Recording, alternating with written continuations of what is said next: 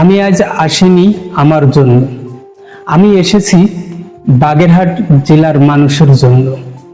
আমি আজ আপনাদের সামনে আমার কোনো ব্যক্তিগত স্বার্থে দাঁড়াই নাই। আমি আজ এসেছি সমগ্র বাগেরহাট জেলার মানুষের পক্ষে এসেছি সেই মানুষের কণ্ঠস্বর হয়ে, যারা প্রতিনিয়ত ত্যাগ করেছে, গড়েছে, কিন্তু বিনিময়, অপমান, বঞ্চনা। আপনারা জানেন আজ একটি নাটকের মনস্থল হচ্ছে। অন্তর্বর্তীকালীন সরকার ও তথাকথিত এনসিপি নামক ছায়াদল একত্রিত হয়েছে জনগণের পিঠে ছুরি সংস্কার নামক মুখোশ পরে।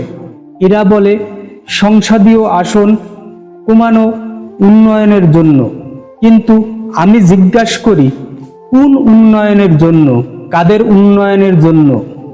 যদি জনগণের প্রতিনিধি কমে যায়, তাহলে জনগণের কণ্ঠস্বর কে তুলে ধরবে? বাগেরহাট জেলা, যেখানে মানুষের প্রাণ আছে, ইতিহাস আছে, সেই বাগেরহাটের 4টি সংসদীয় আসন কেটে 3 করা হলো। এটা কি পরিকল্পিত নয়? এটা কি ষড়যন্ত্র নয়?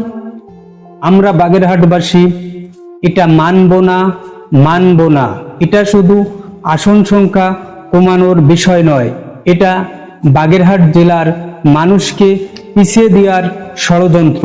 এটা উন্নয়ন নয়, এটা উন্নয়নের না, এটা হচ্ছে প্রতিনিধিত্বর হরণের গভীর ষড়যন্ত্র। আজ সময় এসেছে সকল রাজনৈতিক দল, মত, দলের পার্থক্য ভুলে সাধারণ জনগণ থেকে শুরু করে ছাত্র, শিক্ষক, শ্রমিক সবাইকে এক কাতারে দাঁড়াতে হবে।